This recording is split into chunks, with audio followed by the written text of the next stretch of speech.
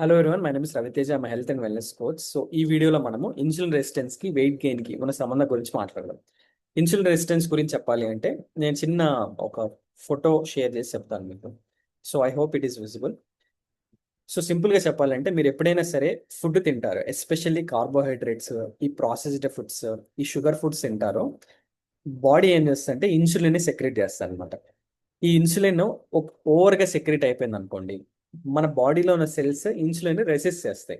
So మనం తింటున్న food ఏదైతే ఉందో ఆ డైరెక్ట్గా వెళ్ళి షుగర్, ఏదైతే ఫుడ్ ఉందో అంటే షుగరీ ఫార్మ్ ఆఫ్ ఫుడ్, ఏది కార్బోహైడ్రేట్స్, ప్రాసెస్డ్ ఫుడ్స్, షుగర్ ఫుడ్స్తో వచ్చిన ఏదైతే ఉందో అది డైరెక్ట్గా వెళ్ళి ఫ్యాట్ లాగా స్టోర్ అవుతుంది అనమాట. ఎప్పుడైతే ఫ్యాట్ లాగా స్టోర్ అవుతుందో again we feel hungry, again we eat that defined carbohydrates and sugars.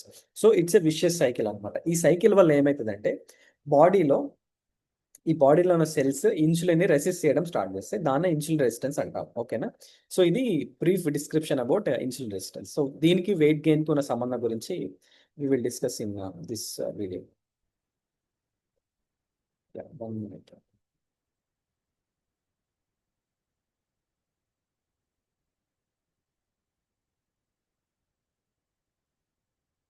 Yeah Yeah, I hope it is visible. And let's see the hidden truths about insulin resistance and weight gain. It's a vicious cycle. ఎంతమంది చూపించినట్టు ఒక ఆ cycle form అవడం వల్ల insulin resistance పెరగడము, దానివల్ల wait అనేది ఎందుకు మనం తింటున్న ఫుడ్ ఏదైతే ఉందో అది డైరెక్ట్గా వెళ్ళి ఫ్యాట్ లాగా స్టోర్ అవ్వడము, అది ఒక సైకిల్ లాగా ఫామ్ అయ్యి మనం వెయిట్ గెయిన్ అనేది అవుతాం అనమాట. దాంట్లో ఫస్ట్ థింగ్ ఏంటంటే చాలా మంది ఏమనుకుంటారంటే నేను షుగర్ తినను, సో దానివల్ల you know like I'm eating healthy అనుకుంటారు. కానీ ఎప్పుడైతే మీరు ఇన్సులిన్ రెసిస్టెన్స్ ఫేజ్లో ఉంటారో మీరు తినే healthy food, so called healthy food కూడా ఇన్సులిన్ని స్పైక్ చేస్తాయి అనమాట.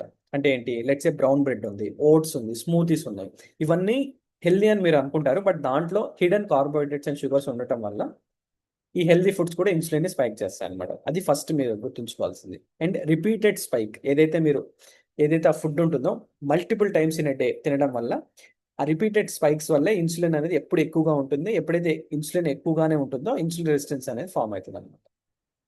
థర్డ్ థింగ్ గుర్తుంచుకోవాల్సింది ఏంటంటే timing matters as much as food choice.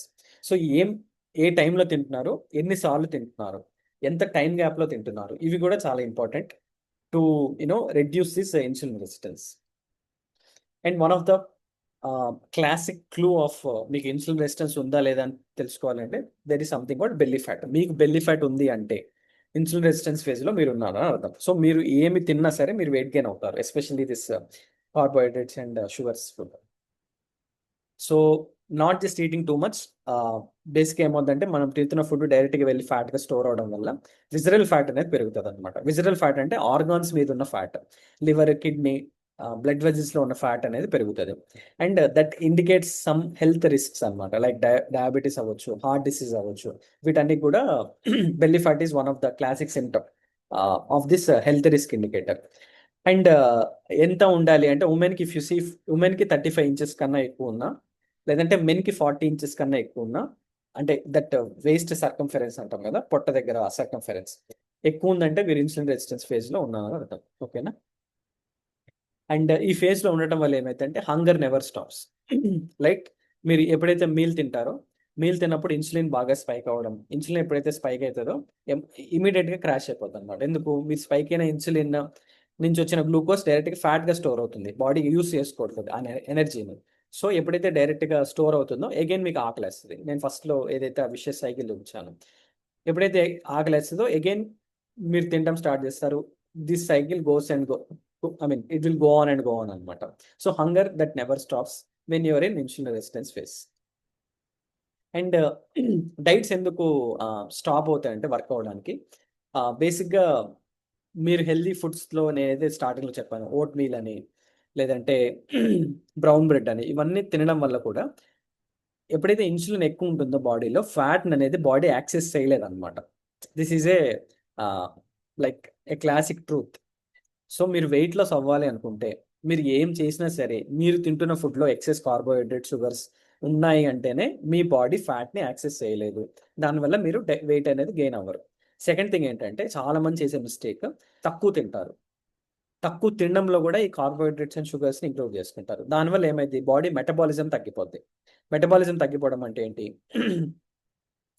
మనం ఏం వర్క్ చేయకపోయినా సరే మన బాడీకి కొంత ఎనర్జీ అనేది కావాలన్నమాట. అంటే మన heart, brain, liver, kidney, nerves ఇవన్నీ ఫంక్షన్ అవ్వాలంటే ఇట్ నీడ్ సమ్ ఎనర్జీ కదా.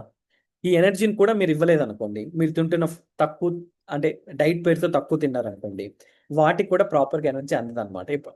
అందకపోవడం వల్ల ఏమైందంటే బాడీ ఉన్న ఎనర్జీని కన్సర్వ్ చేసుకుంటుంది. ఎందుకు, వైటల్ ఫంక్షన్స్కి ఎనర్జీ కావాలి కాబట్టి. ఓకేనా. So this is one of the thing where diet doesn't work.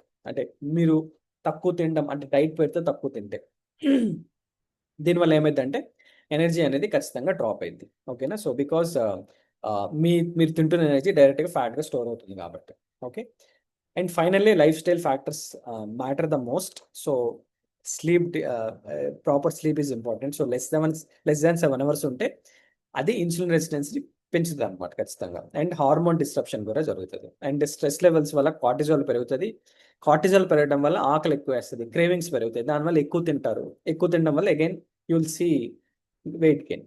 And daily moment is also important. So at least some yoga చేయడం, వాకింగ్ చేయడం, ఇవన్నీ కూడా ఈ పర్టికులర్ లైఫ్ స్టైల్ ఫ్యాక్టర్స్ కూడా it matters in reducing insulin resistance and reducing weight gain. ఓకేనా. So this is briefly how insulin resistance is related to weight gain. In డీటెయిల్గా మీకు insulin resistance గురించి తెలుసుకోవాలి అంటే you can message me. I will send you another video. ఆ వీడియోలో స్పెసిఫిక్గా నేను ఇన్సులిన్ రెసిస్టెన్స్ గురించి మాట్లాడాను. ఆ వీడియోలో ఇంకొంచెం మీకు ఇన్ డీటెయిల్గా అర్థమవుతుంది అనమాట. ఓకేనా. So that's it from my end. And మీ ఫ్రెండ్స్ అండ్ ఫ్యామిలీస్లో ఎవరికైనా క్రానిక్ హెల్త్ ఇష్యూస్ ఉంటే కింద యూట్యూబ్ డిస్క్రిప్షన్లో you can find my number or fill the form. ఆ ఫామ్ని ఫిల్ చేసి you can talk to me one on one. So that's it from my end. And రేపు ఇంకొక వీడియోతో I will come up and have great.